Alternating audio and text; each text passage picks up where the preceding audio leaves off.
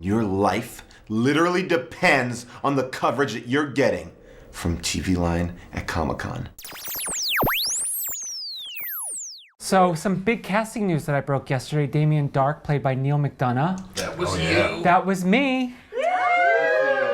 Can you talk a little bit about the character and how he'll figure in, how he'll compare to some of the other big baddies we've seen on the show? I mean, obviously, we're really excited that we got Neil. It's a really big casting coup for us. The way we've kind of been describing Damien and with respect to the other big bads we've had in the show is that he's a guy who doesn't have any morality. You know, Manu Bennett and Slade Wilson, played Slade Wilson, and Malcolm Merlin, they all had a certain code. They thought they were doing a good thing, but had a bad way of going about it. Damien doesn't have any code. He's just pure evil.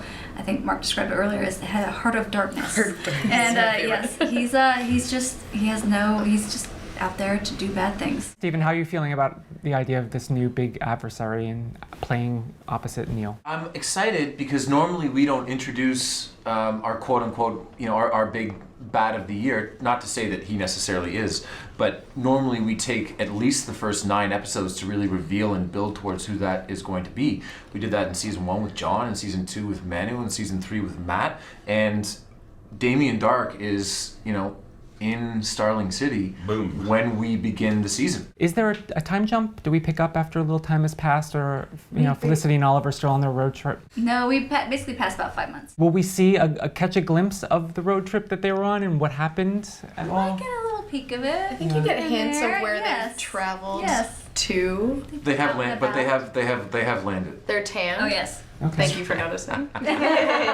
Stephen and Emily, it's crazy. Like 80% of the emails I get about Arrow are about Olicity. It's the shipping community is insane for the two of you. Did it take you by surprise? Well, I think it did. You never know where the passion is going to go to into what relationships and sort of like the mix and the chemistry that you're going to have.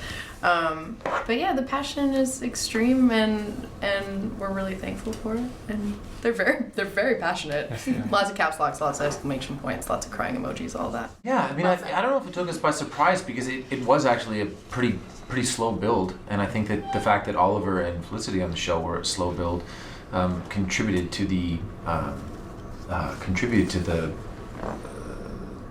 passion that people have. Does that influence storyline at all? We definitely hear the fans, and we have, I would call a symbiotic relationship with that. We hear it, and if it feels organic to the storyline, we definitely try to incorporate it. For the cast, can you tease where your character ends up after this time jump? I can't say anything at the moment because it will be revealed where he is and what's going on with him. Obviously, he's the head of the League of Assassins.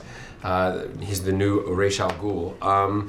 It's whether or not he has decided, I'm talking this as also the fan because they haven't told me yet what is going to happen, but I'm assuming he's going to be kind of torn about the fact that he's got the League to take care of. Is the League going to help with what's happening with Damien Dark? Is he going to still be in collaboration?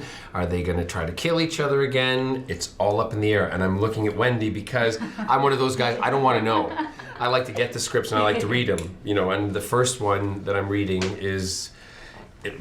The first episode, it's a bring your tissues and bring everything. Yeah, it's a rock. It's one of those episodes where you're watching it, you're gonna go, what? Especially on the last scene. Yeah. That last scene is gonna haunt the rest of the season. It's haunting me. It's haunting everybody. Haunting a lot of people.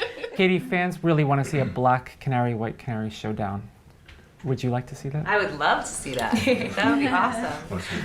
Might we get one of those coming soon? I don't know, Lindsay. Might we get one? Who knows what happens on Legends tomorrow? When it started, it was just Arrow. Now it's Arrow, it's Flash, it's Legends of Tomorrow. But you guys sort of started it all. What is it like to sort of watch this franchise explode on the CW? We're all so rich. No, I'm kidding. We get to sort of. Well, we're utterly responsible for everything you just described. Yeah. It's all because of us here now. Nobody else was involved. Nope, not a single one of us was involved, and nope, not rich. It is nice on the heels of our show because when we first spoke in 2012 when we were here, there were no superhero shows on TV. So it's nice that with some small contribution of our show, people like the people at WB and the CW and now CBS and Netflix and ABC and Fox have had the faith to put superhero shows on TV. That aspect of it is gratifying.